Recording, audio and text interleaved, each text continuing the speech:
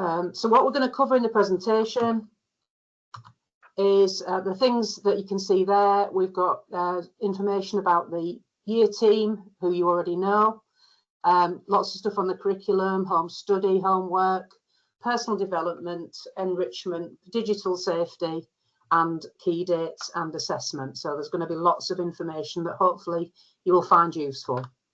So going on to the key year group staff, you all know Miss Dodds by now. Working with Miss Dodds is Mrs. Wilson, who is the head of lower school.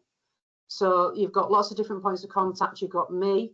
We also have Tara Wilkes, who is a mentor working with the year group, and Mr. Rochford is also working with the year group as well. So there's lots of members of staff around to support the students.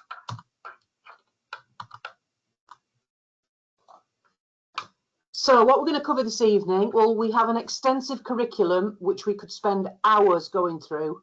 So we thought it was best to show you how to access on our website. So to find out more information about the curriculum, if you go onto Student Life, then Curriculum, and then the Year 9 curriculum, and you'll find everything you need there for each subject to support your child with what they're doing this year. The website is actually being updated at the moment as we speak, so there will be new links as well that will be sent out that hopefully you'll find useful. So the first thing we're going to concentrate or focus on is home study, homework. So home learning will kick in properly in week 3, and this will all be on track as published. And as you can see from the slide, whether you're looking at it now or later, you've got the timings there of how much homework you should expect your child to be doing.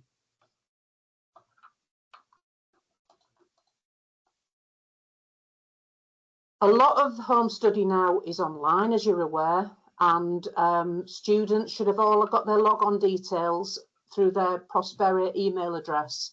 They were shown how to do this in form this morning. However, if you ask your child and they haven't, for some reason, they missed this information, they can just speak to the form tutor as soon as possible, and then they will be given the relevant log-on details to do this.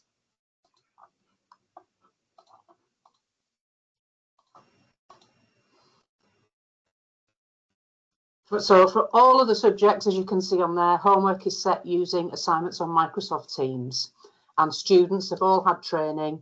I think Year 9 are pretty proficient in doing their homework online and so on, and using Teams. If they're not, again, speak to a member of the year team, speak to your IT teacher, speak to your form teacher, and we can get stuff sorted out really quickly. No need to worry or stress about anything. So we're also going to look now at our character and the tutor curriculum. So students are in forms for half an hour each day, which is a significant amount of time, 2.5 hours a week with a form tutor.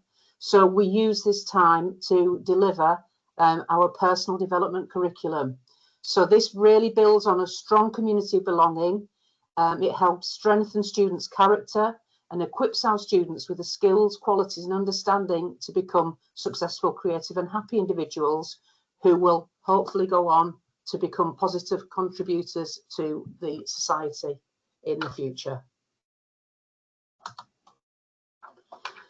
So looking specifically at Year 9, this year, Year 9 in their tutor periods will gain an SSAT accreditation.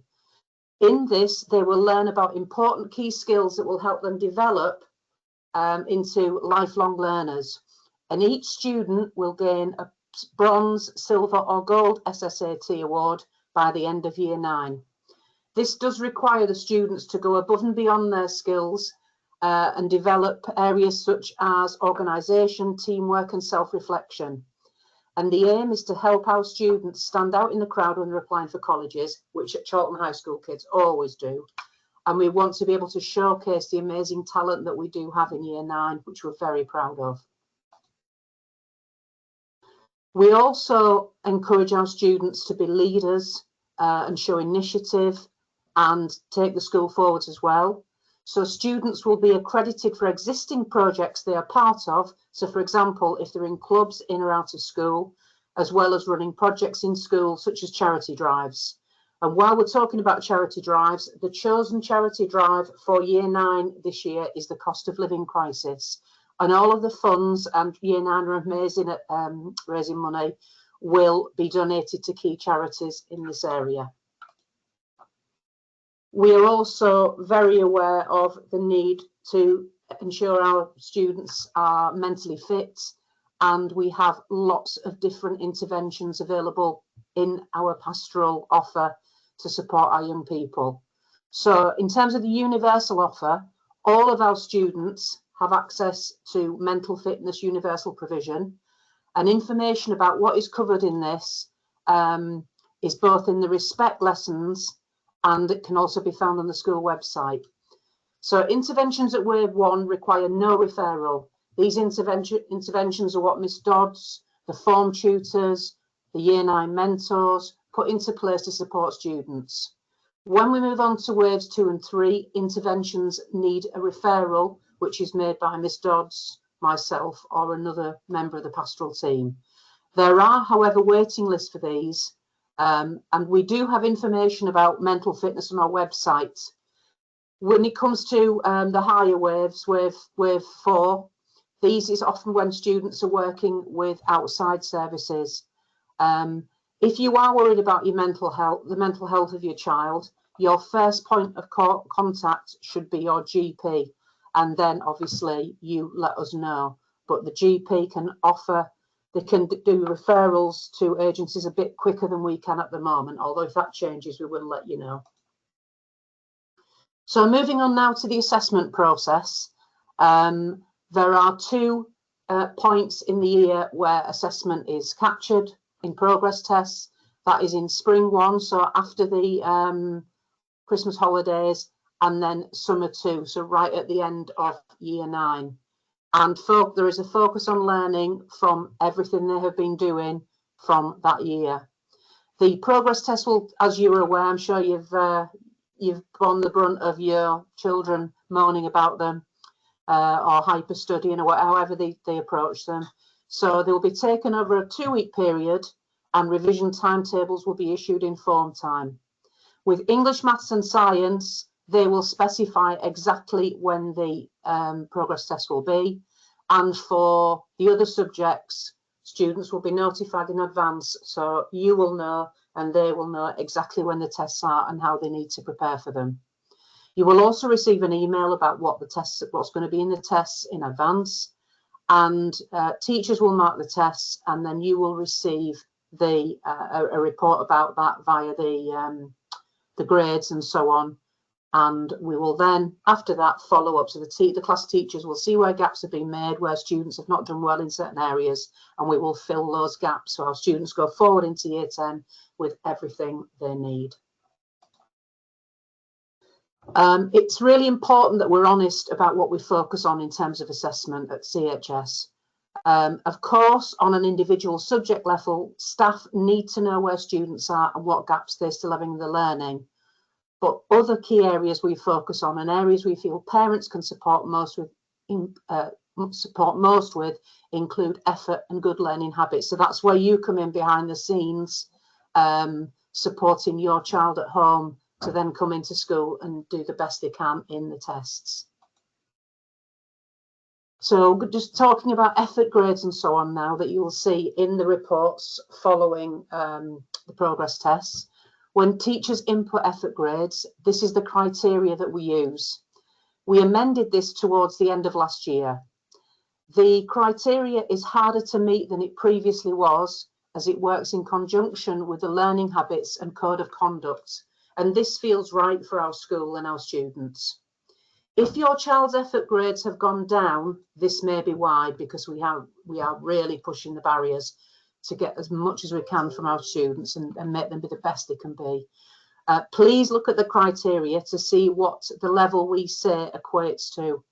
And in order to achieve good effort, students are expected to do the following, which is in the good criteria. So if you have a look at that, we know that effort is one of the most important indicators for future success, and so I hope parents can focus on this when discussing effort information when it arrives home. So when it comes to revision for progress tests, Habits are a crucial part of any assessment we run here at Chorlton High School, and we focus on revision habits throughout the 5 years. This is to support the development of this very challenging skill. And I know every single one of us will remember our days of revision, whatever stage, however old you are, and it is a very, very challenging time. So how can you support? So we've talked about what you can focus on in order to support your child with assessment, but other practical things include helping up to set a place to study at home, simple resources that students might need, encouraging them to use the habits and a small routine in the period leading up to progress tests. So maybe earlier nights, no phone time after 8 o'clock on the days of progress tests after, that sort of thing, to just get them to really focus. Make sure they have a good breakfast before they leave. All of those things do make a massive difference before they've even set foot in the building. Another significant habit we want students to keep or develop, because we've got so many students who adore reading. It's beautiful to see. The importance of reading is undeniable. We all know that, and the research reinforces this every single year. Here at Chorlton High, we ask for students to read for about 20 minutes each day as a minimum. It doesn't need to be all at once, but in order for this to be effective, it does need to be part of their everyday routine. If students want support with choosing reading books, our library is an amazing place to do this. The librarians are fantastic. They've got an excellent knowledge of the books we have available, and they will do everything they can to help your child find something that they will love to read. With regard to our learning environment, we believe at Chorlton High that a calm and focused learning environment is essential to ensure pupils are in the best place physically and mentally to follow their passion and develop as successful learners. We really do encourage our students to develop good routines and learning habits to ensure that they are always ready to learn. We relentlessly revisit our expectations of learning and conduct with students to ensure that the high standards we have are maintained throughout the year.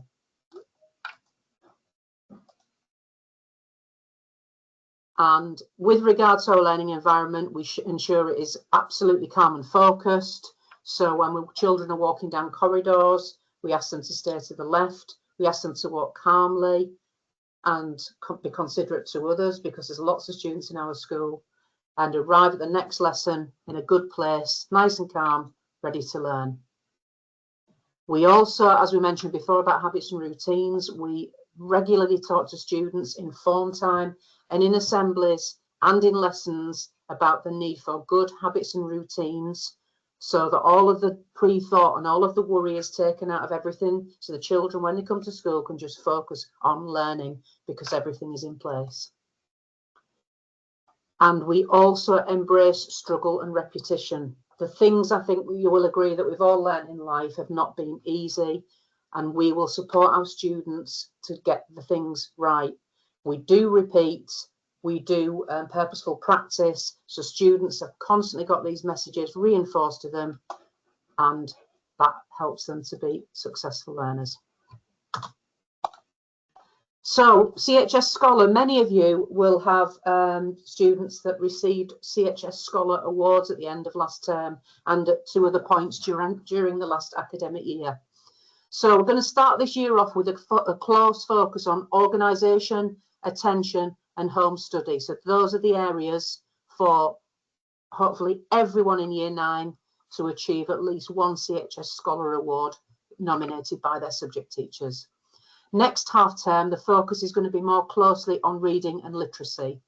And over the coming term, we will be introducing the students to the remaining 2 walkthroughs, self-belief, collaboration and communication. And those will be the foci for our CHS Scholar Awards. With regards to enrichment, we have a whole host of after-school activities. We're very, very lucky to be able to have such a talented staff that can offer all of these things. Please note that places in clubs are bookable through Arbor, and you will receive information about this on Friday. But we really would love every single student to get involved in at least one club. Even if they go for a week and don't like it, that's fine. They can try another club the week after. They're not committed to go if you book it on Arbor. We just want them to have an experience and go to as many as possible. And there's just some ideas of what there are there. But you will receive all of these. We also, as part of our enrichment, is not just in after-school clubs. We also have, as you will be aware, LE days, we call them, extended learning experiences. And these are fantastic opportunities for our students to they have days off timetable to experience lots of amazing visits, opportunities to learn different skills and just see a different side to education. And they are really, really popular. And year 9, last year and year 8, they absolutely loved sports day. They had a fantastic sports day. So it's all those sorts of activities that we know students love, and they're the memorable parts of school, aren't they? So there's also enrichment activities within the community. We've talked about our charities as well, and the drive of the poverty crisis at the moment. Moving on now to digital safety. We encourage all of our students to keep safe. Students receive digital safety awareness lessons in their IT lessons, at phone time and in assemblies. And we continue, as we say, we repeat these themes, give advice to keep students as safe as we can online. It's really stressful, I know, being a parent and trying to keep our children safe online as well. So there's lots of information on our website to support you in doing that. So this evening we are going to be looking at digital safety, social media apps, and how you have that conversation with your child, particularly around things like TikTok, Instagram and Snapchat, which if you're my age or probably younger than me, it's very, very difficult to sort of get your head around them all, and students and children are streets ahead of us all. So things like TikTok are very sophisticated, so we do need to make sure we know what our students, what our children are looking at. Things on social media sites like TikTok should be monitored because they have some really horrible trends and just really silly stuff that puts children at risk. You need to think as well about screen time, particularly, as I've said, when we are enforcing habits and routines around school, around progress tests, around study, independent study at home. There really should be a limit to how long students are on social media. I know I'm preaching to the converted here, but just to reinforce it. And things like TikTok are for children between 13 to 17. So that is old enough for our year group, but please be mindful. Anybody younger should not be on them, really, given the content. So moving on, we have a code of conduct and it's very, very simple. We have 3 school rules. Be ready, be respectful, be safe. We've also been driving some really important aspects of behaviour at CHS. We often assume that this is common knowledge in schools, but research has shown that behaviours have to be taught now and reiterated constantly for students to be self-sustaining and maintain a good routine. So far, we have focused on the 3 school rules to reinforce our high expectations. We also have a community charter. This has been sent to all parents in full over the summer. But obviously, if you have a read of that this is key to us being on side with you and part of us all working together. So we've got some key dates here for year 9s in the autumn term. So the dreaded photo day is on Friday, the 20th of September. It's a nightmare. I'm sure it's a nightmare for you. And then panics over hair. And none of our school toilets have mirrors in, so that always creates an absolute nightmare. Let's keep our fingers crossed for good weather as well, because those of us with frizzy hair, it always tends to rain on school photo day. Not a good look. Another key day is half term on Friday 19th of October, and given how fast this first week's gone, I think we'll be there in no time. On the Thursday the 21st of November, we have a staff inset day, and on the Friday the 22nd of November as well. So that's 2 additional days of training for staff with no students in. In November, the Year 9 students will receive a GCSE options assembly. This is the brilliant part of Year 9, picking options. We've got all of this to look forward to, and it really motivates our students throughout the year. So you will receive information about that then. And then in the spring term, the options process really kicks in. So on Tuesday, the 14th of January, there will be a parental event evening about the GCSE option process, which you will be invited to. And on Thursday, the 23rd, an options evening. So that is when you get a chance to meet the subject teachers and help your child decide about the future. Bring your child with you as well. That event is amazing. It's one of our best events of the year. And you've got all of the heads of the faculty, so you can go and talk to them all before your child makes their sort of crucial decision about which options to pick. And then on Thursday, the 6th of Feb, is a parents' evening, and this one's online. So we've had some frequently asked questions from previous meetings and the beginning of this term that we've been asked about. So for Year 9, so we're often asked about setting in English, maths and science. Now, because we have so many able students, usually there is a number after every set which your child will have on the timetable. So it might say English, ENG 3 or whatever. So the 3 tells you about which group they're in. And groups 1 to 5 make up the top band. They are all parallel groups. There's no sort of one group's more able than another. So they're all level. 6 and 9 make up the mid band, and 10 and 11 make up the lower band. But you can see there, every group within each band is identical. Same with science. They used progress data from last year based on the progress test and a teacher judgment to be able to stream students 1 to 11, again with the same 1 to 5 being the highest achieving students. With that as well, there is often movement through all of the core subjects throughout the year, particularly after the first progress test or even before, if children need to move up or move down. We talked about that. There's also been specific questions have been asked in terms of ARBA. So with payments, you can now add money to your child's account via ARBA. A letter about how to do this has been sent by the school. Once you put money on the account, if your child is in a minus, this will be taken off. If you have any concerns about payment for this, please do not worry. Just contact our admin team via our school email admin address, and we'll be able to support you with a plan for that.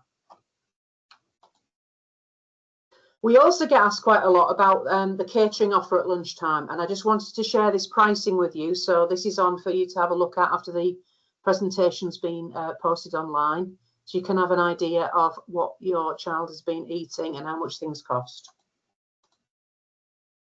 We get asked about the catering offer at lunchtime, and you can also see the pricing there for lunchtime. One thing that's not being used properly is the free food offer. So if you just have a look on the left of the PowerPoint here, we offer a free breakfast every day, and there's just loads of stuff that kids can have: flapjacks, cookies, toast, porridge, fruit. And same at break as well. So there's not enough kids getting that. It's a really good opportunity for them to get some more food down them, and we know we all work better with food and drink inside us. So that's the last thing I want to talk to you about. So I'd like to say thank you very much for attending this evening. We will be sending out another survey for parents to complete. So if you do have any more questions, please let us know. And we look forward to meeting you on the 13th of October. Sorry, that's not for you. Sorry, that's for Year 7. So ignore that last bit. I didn't take that bit off. So we'll be seeing you ready in January for the options events and so on. If you've got any other questions or whatever, please email me, Sharon Austin, or Sandra Dodds, or Claire Wilson, and we will get back to you. So thank you all for attending this evening. I hope that's been useful, and I wish you a very pleasant evening.